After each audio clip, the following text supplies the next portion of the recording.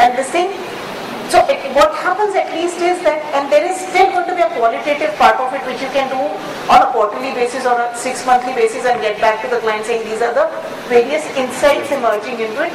But the advantage of something like this is if somebody has gone on to customercomplaint.com and posted something regarding my product, it is coming to me instantaneously.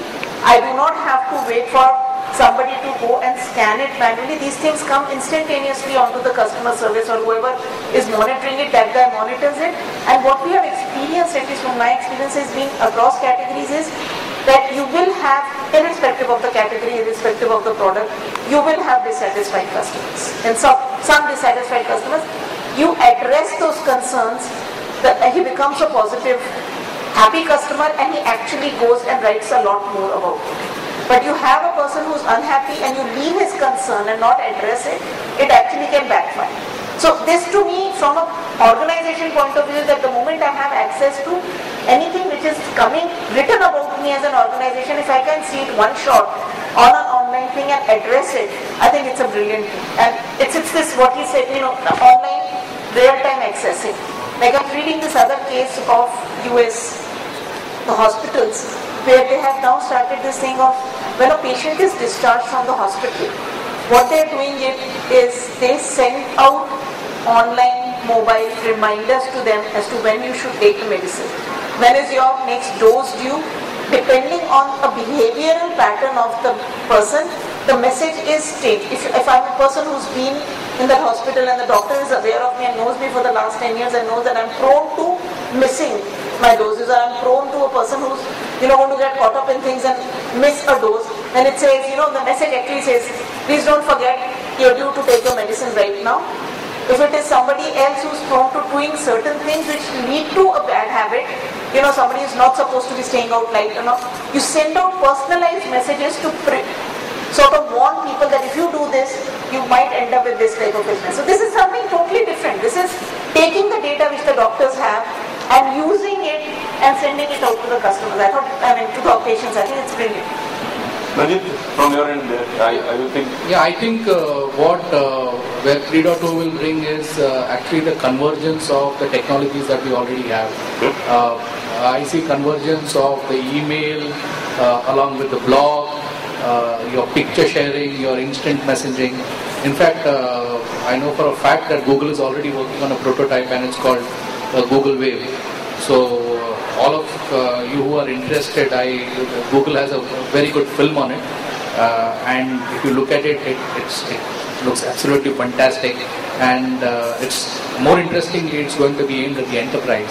So we really have to wait and watch and see how the product is going to evolve. But what little I've seen of it, it seems, there's a lot of hype around it, along with the Windows 7. But yeah, that's another topic in itself.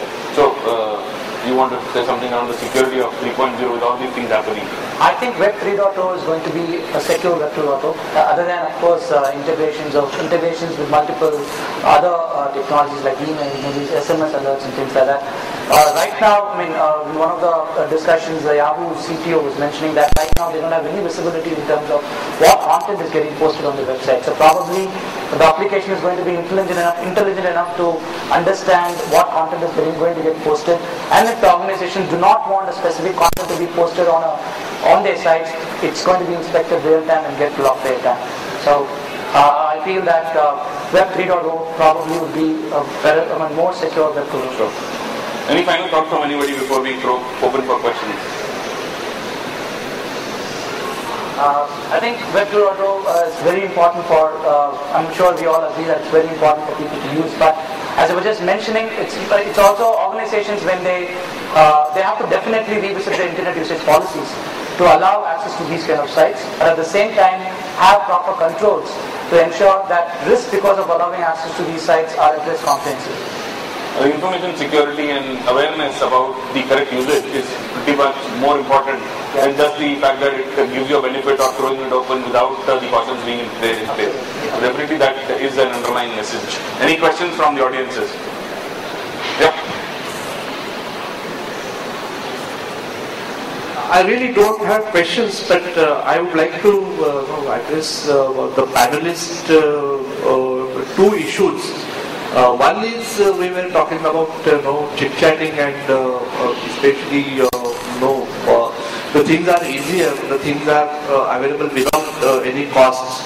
So how much conversation is going on without any quality output? Whether that the time being spent in the conversation, it can be converted into a creative time or productive time. One issue. Second thing, we have been talking of Web 3.0.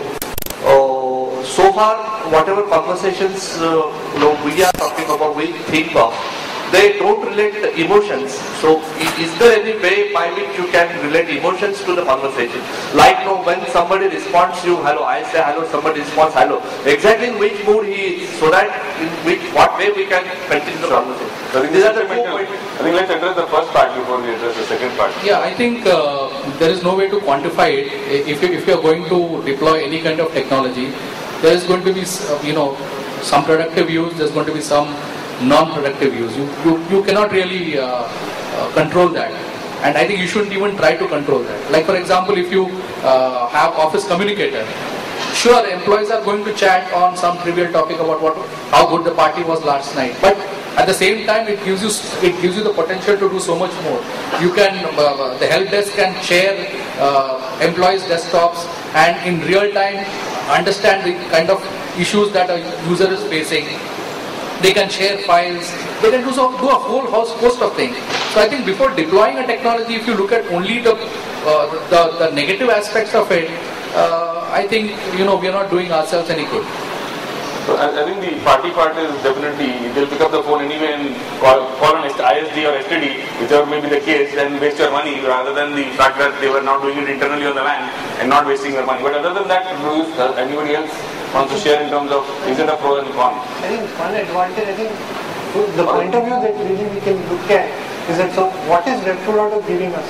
It's a fairly easy to use system. No, but I think this question is more around, is there a way to monitor and Sure. should we monitor? No, I think, so essentially what is the system? It's open, it's actually free form, and it's helping you get a lot of data from a lot of people. Now, if you can define a well-defined goal for why you're using it, and yes, there will be sort of spurts of usage which may not be purely for a well-defined productive use.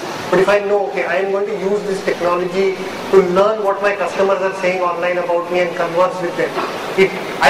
My people may go and spend a little extra time on Twitter, not purely about the company, but maybe about themselves. But eventually, if my goal is being met, I know that the technology has been put to good use. So I think I would bring that perspective. I would like to add here, it's definitely possible to monitor what people are doing with respect to Web 2.6. I definitely agree. It's going to be a huge benefit. But not all users within the organizations probably would require access to Web 2.0. I mean, the reason why I'm saying this is because it also depends on the kind of business the organizations deal with. Some organizations charge their employees or charge their customers by man-hours. So it's very important for their employees to focus around what they have to do.